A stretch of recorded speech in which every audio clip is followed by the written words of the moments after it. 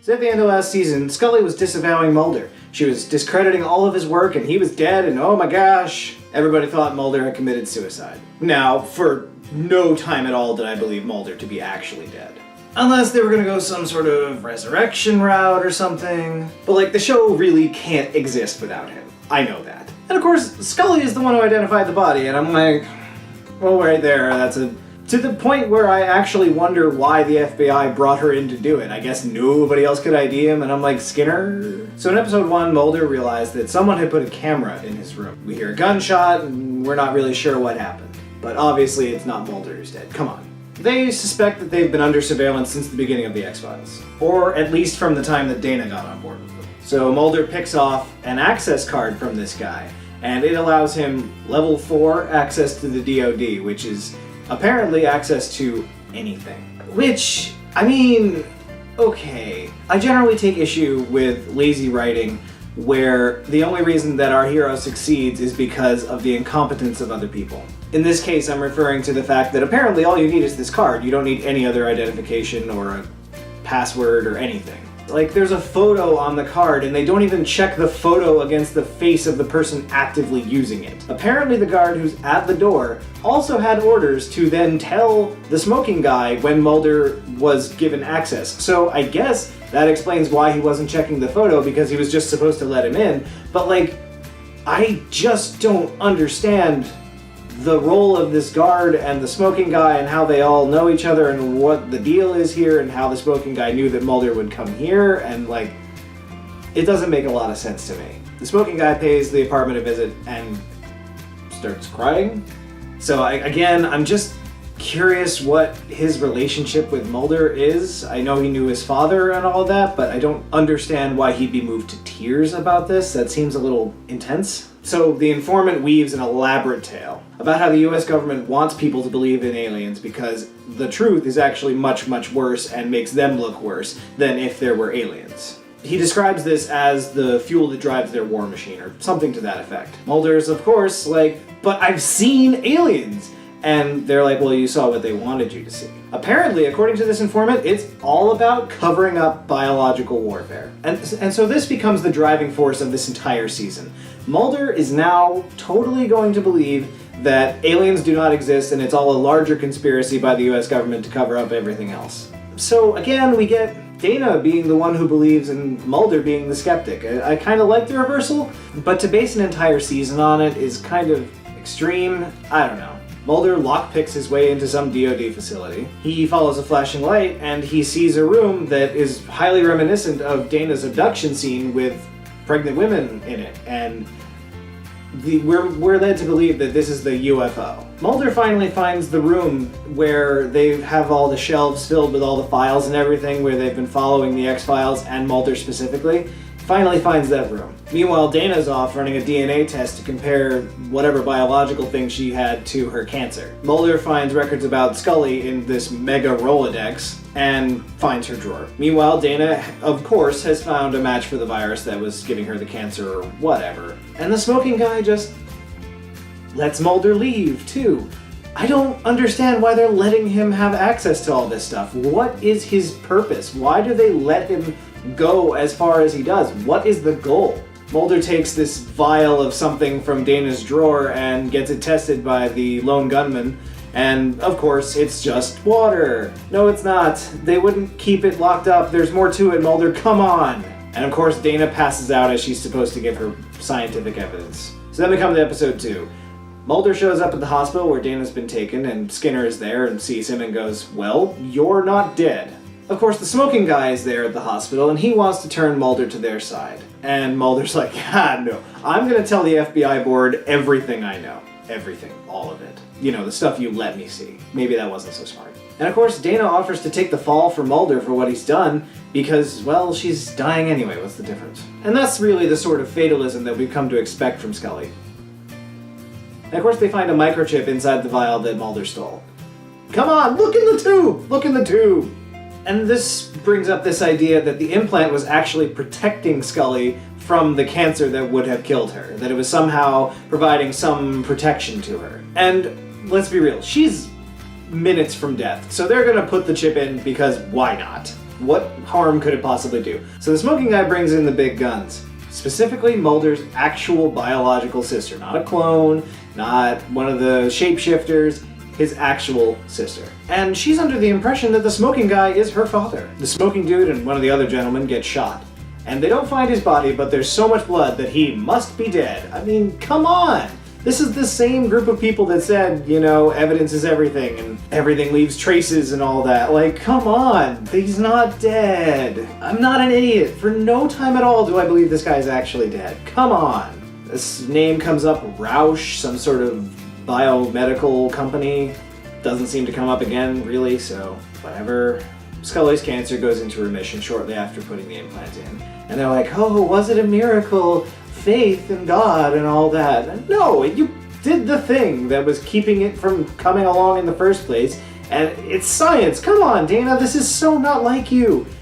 I get it, people change when they're on their deathbed, but this is just not Dana Scully. I don't know who this character is. I don't get it. I don't get it.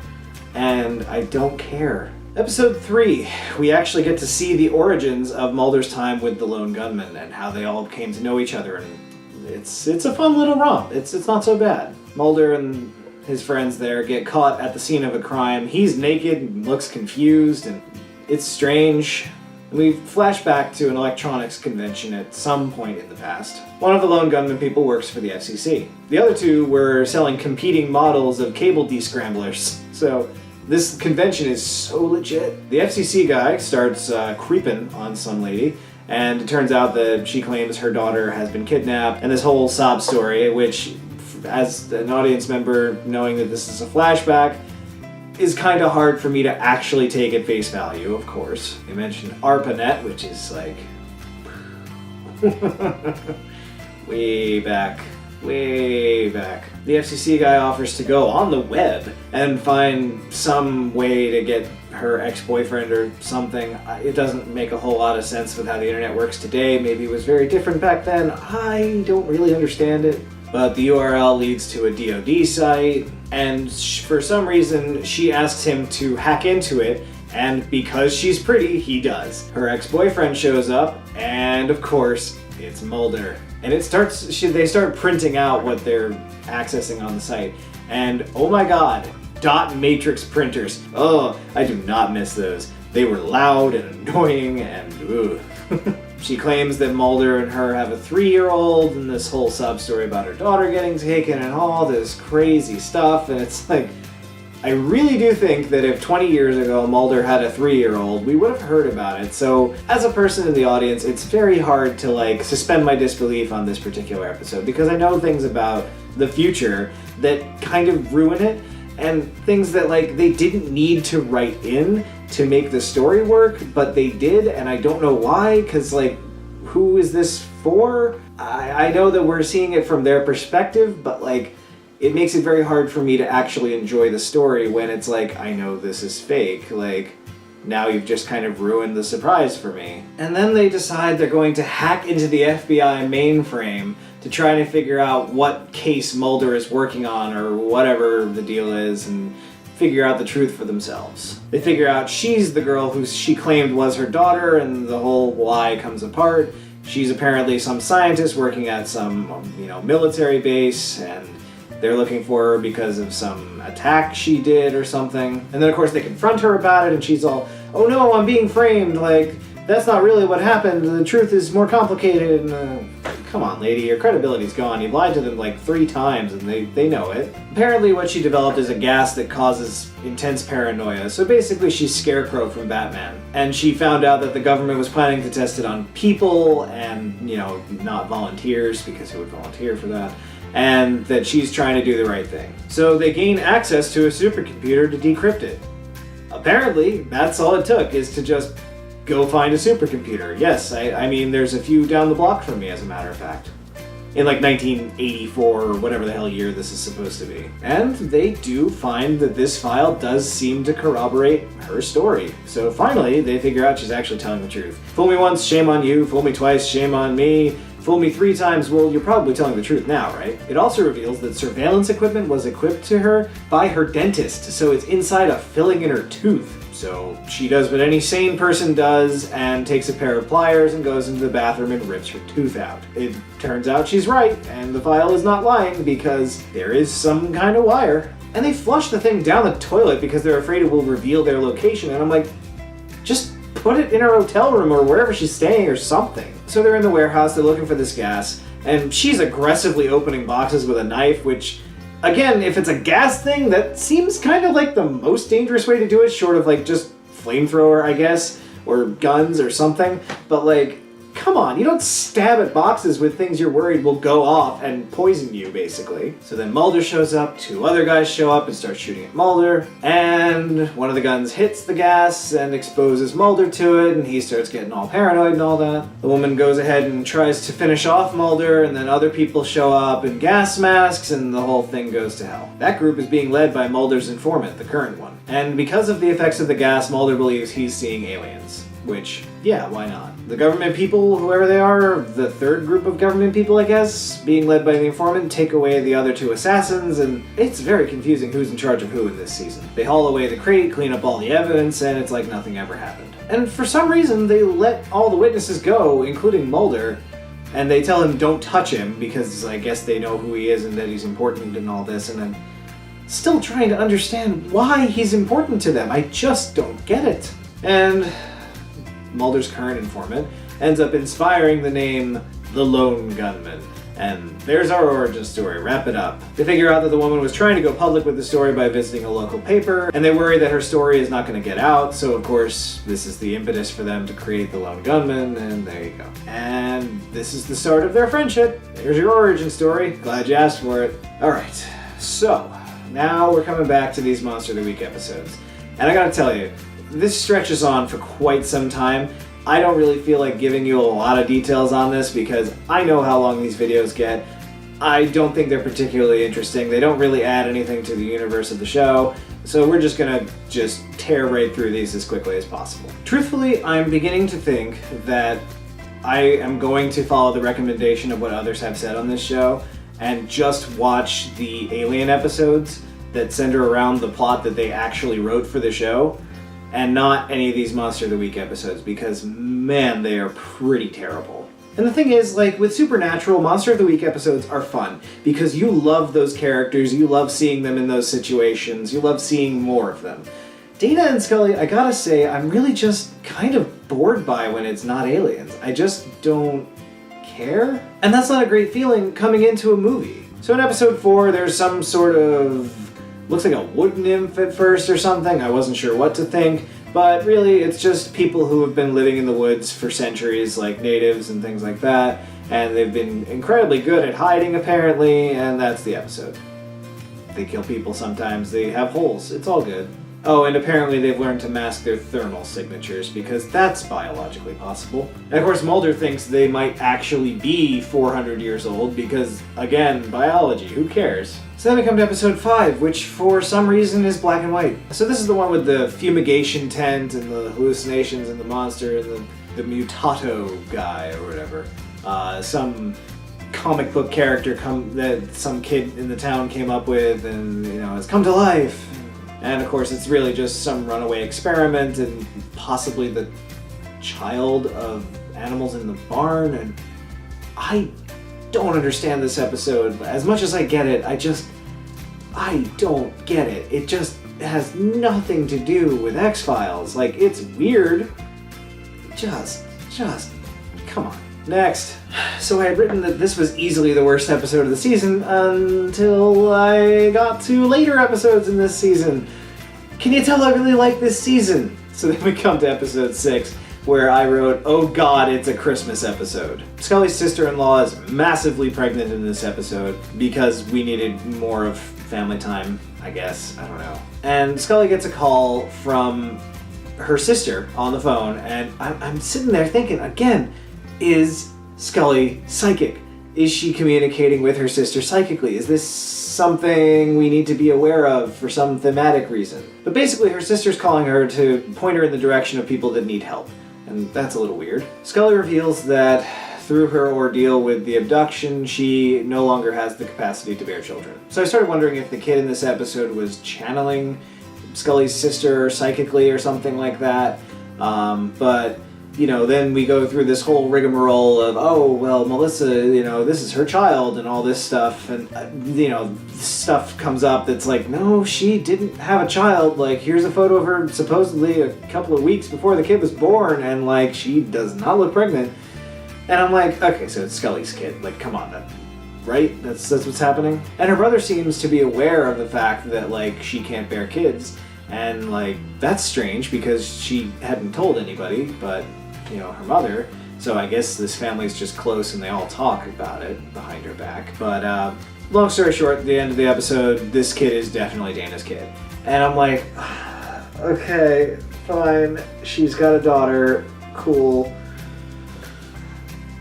And this character becomes pivotally important for Dana in this season in a way that just feels so contrived and just boring. And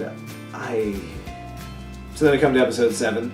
I wrote in my notes, oh god, Dana's narrating again. I thought we weren't going to have to deal with this after she nearly died of cancer, but here we are. And very early on in this episode I wrote down, you know, I'll bet this kid dies by the end of this episode. It's probably a pain to keep a character like this around, and they've already hinted at the fact that she's not physically well, so I'll bet she's gonna die. Dana wants to adopt her because it is her child and that whole thing, but like, where's she been and why does nobody ask that? How could she not know she has a child? But as she's seeing a judge to explain how she could be the biological mother of this child and not know it, Mulder eventually has to reveal that he has evidence that her ova were stolen, and that's how it could be biologically her child, which Dana did not know because Mulder didn't tell her. And I feel like this is something they should have talked about on those long hours of flying and driving around. Maybe. So the kid develops a fever, and they start working on her, and they have the whole gas thing happen where people die in the room when they cut her open or whatever. And I'm like, oh, she's a hybrid. Yeah, that makes sense. And it turns out that the doctor's probably one of these hybrid shapeshifter dudes too, and whatever. The shapeshifter shows up and injects the kid with some other green fluid, and I mean, this kid's going, right? This is what's gonna happen. Scully recognizes this shapeshifter, and by the time she catches up to him, he's changed faces, so, you know, camouflage. Meanwhile, Mulder's following the lead on the doctor and trying to figure out who the surrogate mothers are. And he finds them, and they're all really old and have been on like heavy doses of hormones, I guess, to make that happen. So they don't seem aware of it. I don't really understand what's happening here. Perhaps they all had hysterectomies and their womb is somewhere else. I don't really understand. So they decide to put the kid in some sort of pressure chamber until her arm starts going all wormy, and like, I don't understand what this pressure chamber was supposed to accomplish medically. I don't get what they were going for here at all. Mulder finds a fetus with Dana's name on it at the facility where all the old ladies are being kept. Steals a bunch of green fluid out of there too. The doc shows up, Mulder shoots him, forgetting that when you shoot these guys, they release like some sort of toxic gas that hurts your eyes or whatever. By now, Dana's kid has gone into a coma. Ain't looking good. And for whatever reason that's not really adequately explained, Dana decides not to try to treat the kid with the green fluid that Mulder had, and I don't get why. I get not knowing what it does and being worried what it would do to her and everything, and like maybe she thought it was a humane thing to do, that she was suffering in some way, but like I don't get why Dana chooses not to do this. And it's something that comes up later in the season as something she feels guilty about, and I'm like, well, yeah, because you didn't do anything. You had the option and you just didn't take it. And of course, by the episode, everything's all scattered. The nursing home is closed, everybody denies everything, nobody knows what's going on, and there's no records of anything. Of course. So then we come to episode 8, which is a follow-up on Pusher, one of my favorite episodes of the show. And probably my favorite episode of this season. And it's kind of strange to me how they explain he's just okay. He had a brain tumor, he was supposed to be dying, but 6 months ago, he just woke up.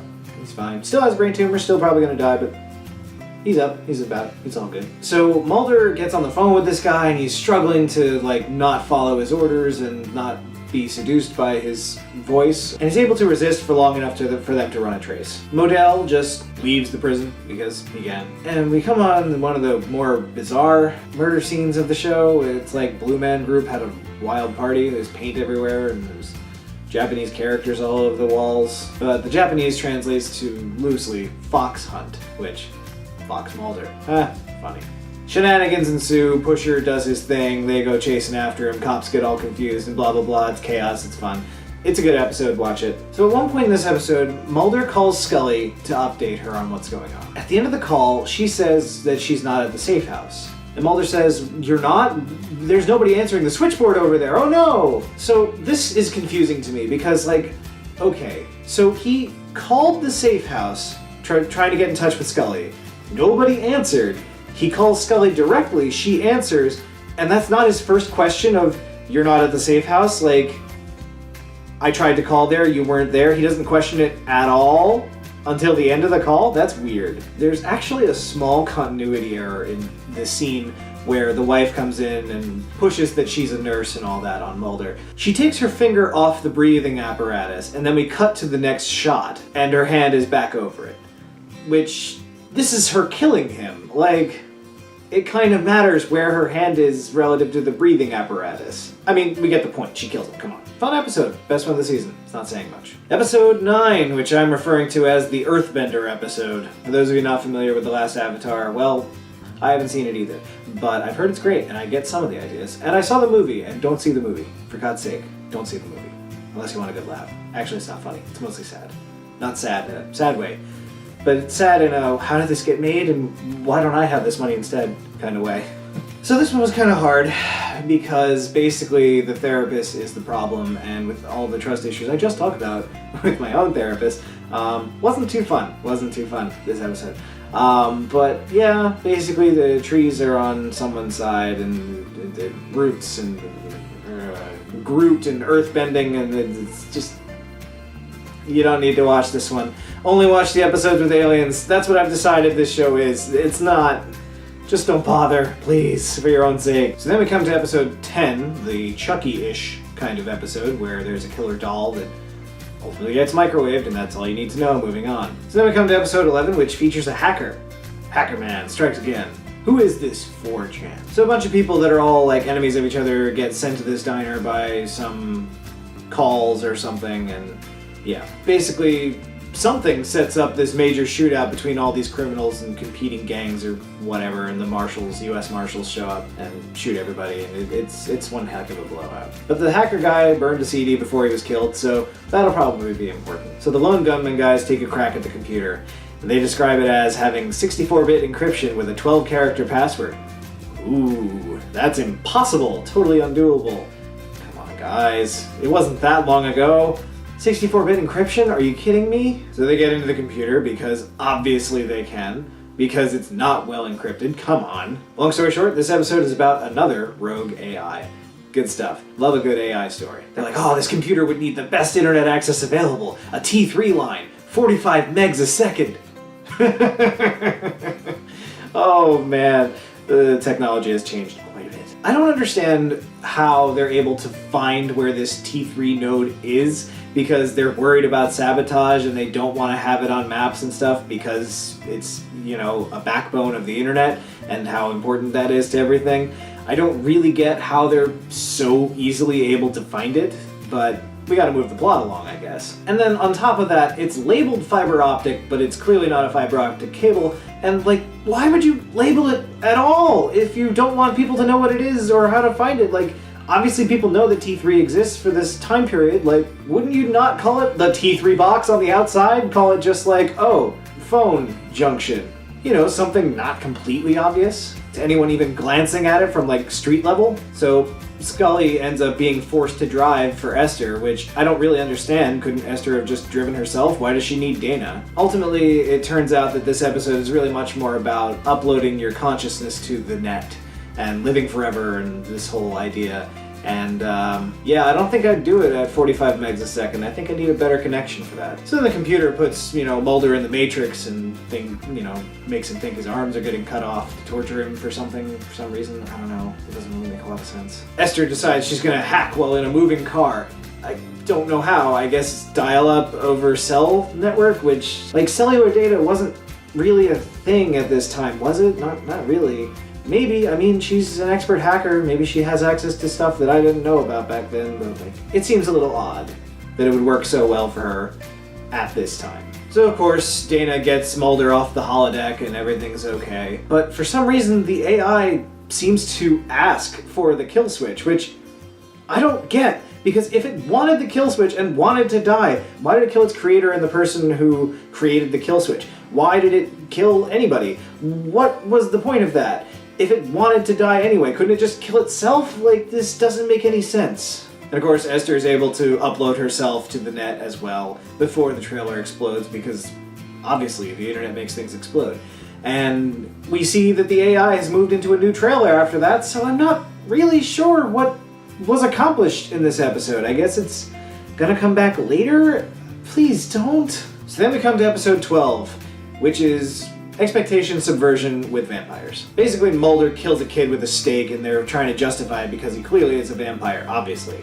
And there's little hints throughout the episode that there's something up, like things like they have the most caskets in the United States or whatever in this area. Long story short, they are really vampires, but they're not vampires in the sense of what we normally think of. And this is a thing that's been hinted at before in the X-Files universe, that it's not, the Cullens and it's not Dracula, it's, people who subsist on people, but don't have the fangs and the whole classic vampire thing. But basically, by the end of the episode, all the vampires have packed up and left town, and it's the whole town that's vampires, and they're just a community of vampires that roam the country looking for people to eat. I don't know. I just find it weird that apparently they're okay with this. They just go like, well, they got away. Oh well. No kid was dead anyway, so, it's all good. We come to episode 13.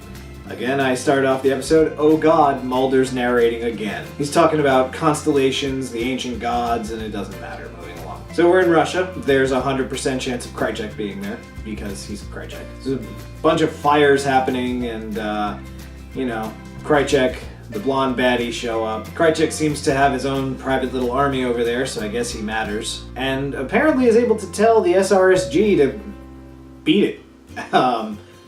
I guess that's how that works now. I guess Krychek is important. We got to some conference, and Mulder is downplaying the idea that aliens exist in the whole thing. And again, this is going back to that episode where it was all a government conspiracy, and he's totally on board with this because obviously it's more plausible to him to believe that his entire life and all of the research he's done on the X-Files is all a lie than to believe what he's always believed and felt and understood. Again, I'm not in love with this idea because it just undoes Mulder. It ruins his character. And not in a way that feels like good storytelling, in a way that feels like we needed conflict, this is it. And I don't think it accomplishes that effectively. So Mulder's old hypnotist is in the crowd. He approaches him afterwards and brings to his attention one of his new patients who believes, like Duane Barry, that she's going to be abducted soon. So Krychek takes one of the kids that witnessed the fire thing and infects him with the black goo and sews his eyes and mouth shut because apparently they're worried about the black goo leaking out of him or something. And I'm like, he's got ears too, like there's more orifices on the human body. I don't want to know if they sewed all of them shut, but yeah. One of the other things that's weird about this season in particular is that there's entire segments of episodes and entire episodes where Dana or Mulder are not there. Apparently this is a production thing because they were also filming the X-Files movie at the same time so that they could release it at the end of the season, basically.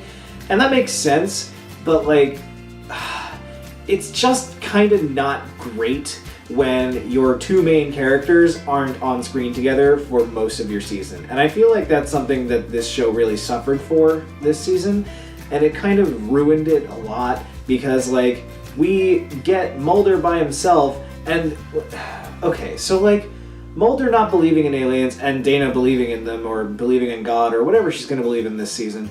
That's kind of a fun new twist on their characters, but the problem is that they have so little on-screen time together that we don't even actually see that dynamic. It's weak. We see that Blondie is connected with the Room Full of Gentlemen. So the Room of Gentlemen is freaking out because they are supposed to be 15 years away from group abductions. So that kind of, to me, suggests that they are fine with people being abducted and that there's some larger plan here. I don't really understand how that fits, especially if aliens do really exist and they've made some sort of deal with them. It fits a lot better with the idea that this really is all a government conspiracy or something, if they're trying to, like, herd people or something. But, yeah, it's strange. Another element I found weird in this episode is the idea that somehow Mulder's making the papers with his reversal on his position about aliens. I don't think this would be headline news for anyone. He's just another FBI agent, and he really shouldn't be talking to the papers. I get that it was a public event and all this, and he's one of the most outspoken people in this field. But, like, why is this in the normal papers? That's weird. So the smokers are concerned that the colonists, whatever that means, so it must be aliens, right? Will be upset if they can't get the situation under control. Apparently, Krycek and Blondie have some history. They are all over each other in this episode, so I'm guessing they're planning something together. I don't know. So Mulder suspects that the implants, which keep them alive from the threat of cancer, also are the mechanism by which they're summoned to these places and have their memories blocked and that whole thing. So the SRSG, Blondie, steals the kid from Krycek somehow. I guess he was indisposed. And yeah, that's a neat trick. Mulder traces the call back to the phone booth where she called from, and whatever, it doesn't matter. Meanwhile, Scully is off on a bridge with Cassandra, the person who was feeling like they were going to be abducted, and a UFO shows up, and then people start lighting on fire. That's the end of the episode. So we start off this episode with the smoking guy, I'm just going to give you the spoiler, typing a letter to his son. Cool. Obviously he's alive. So Skinner's on the scene with Mulder, and he's telling him, yeah, Scully and about 50 other people survived the burning event on this bridge by hiding in the woods. And I'm like, how? They did nothing different. Why are they able to survive? Plot? That's it. That's the only reason I can come up with. I wrote down, Scully doesn't remember anything. Useless.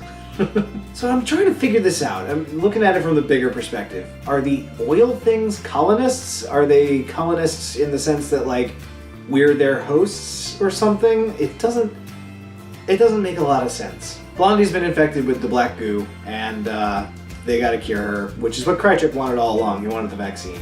So that's going somewhere, I guess. But it turns out that the Russians have indeed figured out a vaccine to the black goo, and they decided to test it on Blondie. So it turns out that this really is about two factions. This is about some rebel group and the colonists. And they're fighting it out using humans as pawns and burning them and whatnot. But the gentlemen are considering forming an alliance with the rebels now that they have the vaccine for the black oil. Apparently this was the key to something. I'm hoping that we figure this out either by the end of the show or the movie or something, because it doesn't make a lot of sense. Like, there's a lot of pieces, but they don't all fit together. And I don't think anybody really, besides the gentleman in the room, have all those pieces. I don't think they can figure out the whole puzzle without all the pieces. So the Russian shapeshifter's back with this stabby thing, and he goes after the last rebel, and Krycek kisses Mulder and tells him to go after and save the rebel. So Mulder can't get onto the base, but there's a truck leaving, and it seems like that's probably a good thing to go after, so he does it. Of course, that's the truck being driven by the shapeshifter, and they stop to kill the rebel, and Mulder sees an alien and shoots it, and next thing he knows, the military police are there, and thanks for stopping by. That's the episode. Blondie gets cured, everybody's fine, and we're back to Monster of the Week. But it turns out the agent, whose mother was abducted and all that, his father is the smoking guy. And I'm sure we'll be seeing more of that. So this is actually where I took a 3-week hiatus watching the show. I'm so bored at this point in the show. Like, again, I really do think if you watch just the alien-centric episodes, you might actually have something, but, like, it's very hard for me to maintain interest in this when it's obvious they're not going to give me all the pieces to figure out the big story. And I kind of want that big story, and I'm not getting it, because it's a great story, but it's told from the perspective of someone sort of external to it, and it's just not told in a particularly compelling way. Like, it's not like we, the audience, have access to the information and, like, understand what's going on and the characters have to figure it out and that's the compelling story. It's more like they're talking about it and we know more than our heroes know, but they don't know anything. But it's like we're not even getting the full story from their perspective. When we're in the room with the gentleman, they're talking all in like code, basically. We don't ever get something direct. And the few times we do, it doesn't really seem to connect with anything else we've seen. It's strange. I still believe there's at least one major thread, one actual story running through the whole thing, and we just don't know what it is. And it's a little frustrating because I'm like halfway through the show, and I just don't have all the pieces to start trying to figure it out myself. I'm really not looking forward to my first viewing of Lost, because I imagine that this is going to be so much worse, based on what I do know, having not seen it. So episode 15 is another Monster of the Week episode. We're dealing with somebody who takes the internal organs out of somebody, and that's the whole episode. So this episode is really centered around Mulder's father. And basically we're seeing the origin story of the X-Files. And for the end of the season, this actually starts to make a lot of sense. Because, well, spoilers, you'll have to wait for the last 2 minutes of the video to see that. But basically, the X-Files seem to be born out of the same forces that drove the House Un-American Activities Committee, which was basically trying to find communists in the 70s. But the actual plot of this episode is based around this idea of xenotransplantation, which is like grafting other living creatures inside a human. And in this case, it's some sort of bug-like thing with, like, pincers, I guess, in the throat, and that's what removes all the organs, I guess. Doesn't really get a great explanation, and it's really not that great of an episode. But the most interesting thing about this episode is actually that it created quite a stir in the community at the time, because in several shots, our Mulder is wearing a wedding band, and in the show, he is not married. It is never explained and never brought up again. Basically, he just showed up on set because he just recently got married wearing his wedding band, and they just filmed it. And they expected no one to notice. And they're like, whoops. But there was like this whole theory that like we were actually seeing future Mulder instead of current Mulder and all this. And yeah, so that's a thing. Episode 16 features a character who's blind and has some sort of sixth sense. Basically, she can see through the mind of someone who tried to kill her mother when she was in utero, and that's the whole story. Her character is awesome. I love her. She's so sarcastic and brash, and I love it. This is a good candidate for best episode of the season, but I ultimately gave that to the other episode. But ultimately, she kills the person who killed her mother, and really does become the killer by the end of the episode, which is a nice, fun reversal on what normally happens on this show. And again, her character is just fantastic. Her portrayal and everything, love it. One of the better Monster of the Week episodes. And that's the thing, they're so mismatched, because like Monster of the Week episodes are either like highlight episodes and I love them and they're such a cool idea, or they're terrible and I never want to see them again. It's such a mix. And that's sort of the thing I'm getting the sense of as we're going through the season, is that like so much was going on with the movie and the show being really popular, and they're trying to still tell this larger story while they're trying to keep it, you know, having the Monster of the Week episodes to keep things going, and it's just such a mismatch, and it's strange, and it's not particularly good. So we come to episode 17, and this one's based very heavily on Dana's faith again. Specifically, we're seeing some sort of biblical smiting event on these polydactyl people with, 6 fingers or whatever, and like severely deformed, and Dana suspects at one point they have wing-like appendages and things, and basically they're thinking that these are Nephilim, which are the children of angels. One of the weirdest things about this episode is that Dana literally hallucinates seeing her daughter in this episode. And like, it's a theme throughout this episode that like, she could have saved her and all this, and she laments the not doing more and all this, and I'm like, well, that was all your decision. You just decided not to, first of all. Nobody made you do that. Second, it's weird that she hallucinates and sees her daughter in these people that have no real connection to her. She doesn't feel like a mother to them or anything. They're not connected with Emily in any way. It's weird. I guess we're just supposed to believe this is her way of coping with that grief, but it's so forced and weird, and I don't get it. So then we come to episode 18, and this is the one that features some sort of biotoxic type thing that kills you with flesh-eating bacteria. and it's like aerosolized, and they spray it on the money and kill people with that and everything. At one point in the episode, Dana suspects that it's the movie tickets at the theater, because the only people that didn't die were the people that snuck in without a ticket. But the thing is that, like, she goes to pick up this ticket without wearing a glove, and if she thought she was gonna die from a flesh-eating bacteria, at least put a glove on, girl, come on! Another thing that bothered me in this episode, I used to manage a movie theater. The guy comes in and insists on fresh popcorn, like, make it in front of me fresh. And I'm like, oof, oh god, it hurts. Oh, I don't miss that. They usually do that when there's no need for it, or it's the end of the night and you've already cleaned the popper, and it's just, oh, it brings back so many memories. So again, we see that Mulder is validated in his belief that this is some sort of government thing, because it's not a Russian toxin thing or whatever, it's something developed by our government, and obviously our government has pursued biological weapons. And it feeds into his whole notion that the conspiracy really is government, not alien. But it's still a little unclear what the purpose of such a conspiracy would be.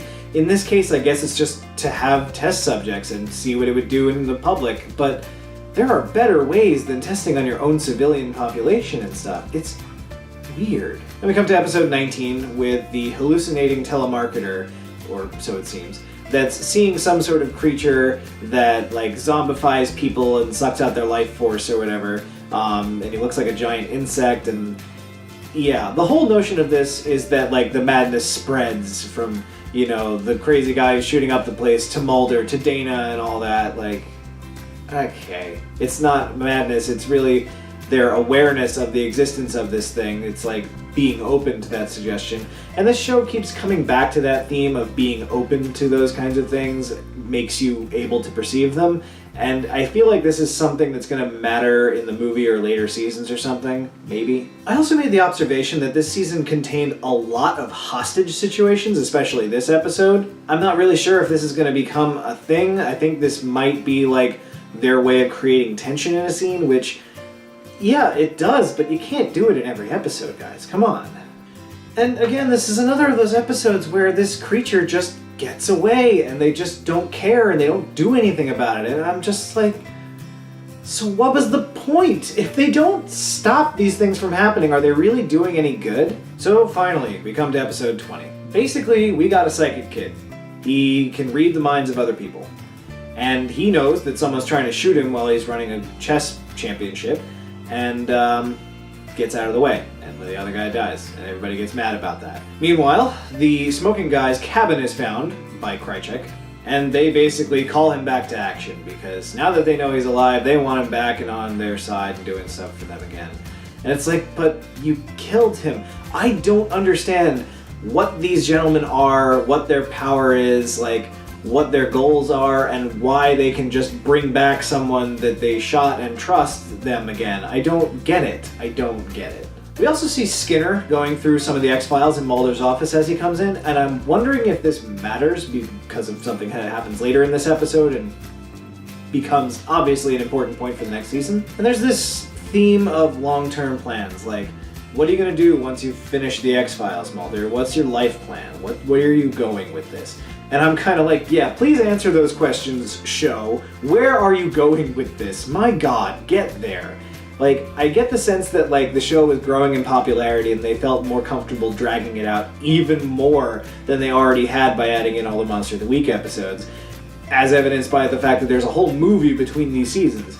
And I kind of wonder if the movie continuity is going to matter, because what a lot of these shows end up doing is they just have a movie that really doesn't fit. It is part of the continuity, but it's not necessary to move forward in the show. Because they know that people aren't necessarily going to be big enough fans to go pay to see it in a movie theater when they could just watch it, you know, continue watching the show on cable or something. So I kind of wonder if we're going to get like a brief recap in season 6 or something. I don't know. We seem to find Mulder's ex-girlfriend in this episode, Dana and Diana. Oh, that's clever. I hate it. Anyway.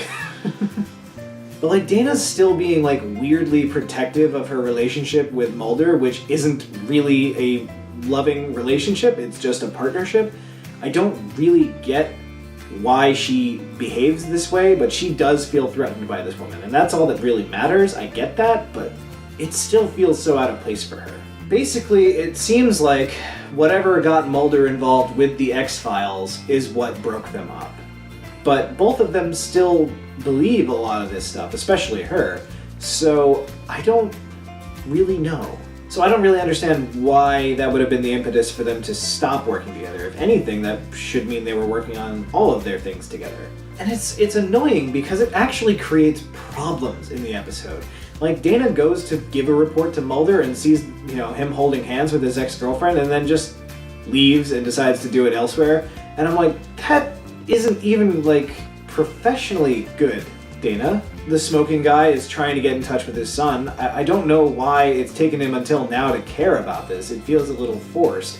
I guess because he joined the FBI and is now on the radar of this guy, but if he knew he had a son, wouldn't he have known about it before? I'm kind of hoping we get an explanation for this and some reason that there's an important connection there, because right now it just feels like unnecessary character development for the guy we already had an entire episode about where he was Forrest Gump. So somehow this kid is the nexus of all X-Files. Apparently he's supposed to be the answer to everything. Since he can read minds, he can figure everything out, I guess? I don't know. They see him as some sort of missing link that can explain all paranormal activity, or something. It doesn't make a lot of sense. And they think he's part alien and serves as some sort of genetic proof. Diana gets shot, and of course doesn't die because apparently her character will matter, and it's gonna pull on, Mulder's heartstrings to save her or something, probably. I don't know, we'll see.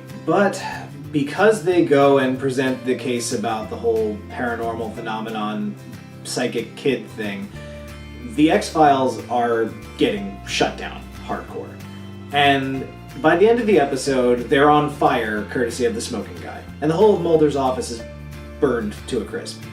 So I'm wondering if Skinner pulled out some files when he was in there before. I wonder if he was in there for a purpose. I wonder if he knew this was coming and he saved some important stuff. I wonder if that's what's gonna happen. But the smoking guy also tells Spender he's his father, and that conversation has started. And he seems to want to get him on his side or something, and that's where the season ends. So in terms of ranking this season, I gotta say, it's pretty far down. It might be number 4 out of 5 in terms of worst seasons. I feel like the quality of the show really suffered because they were so focused on getting out this movie and everything, and I worry that there was a loss of focus. And either way, I'm getting a little frustrated that we're not getting really any tangibly closer to understanding the major plot of this show. It's very frustrating because I can't really enjoy it because I'm spending so much time and effort thinking about what does this mean for the larger picture, what is the larger picture, what does it look like based on this clue, that I can't really even enjoy what's on the screen in front of me right now. So yeah, it was not my favorite season by far, and I do feel that the show is deteriorating. I'm hoping that the movie can turn it around. I'm hoping that we've now burned the X-Files to the ground, literally and metaphorically. We're going to reboot and come back stronger than ever and be a really great show and something that I'll love forever. But right now, I gotta say, I'm not enjoying this as much as I once was. It's, people who enjoy shows don't take 3 weeks not caring to watch it. And yeah, that's it for this video. I'll be back again next week with another video that I hope you'll find interesting. I'm working pretty hard on that video, actually. Until then, stay curious.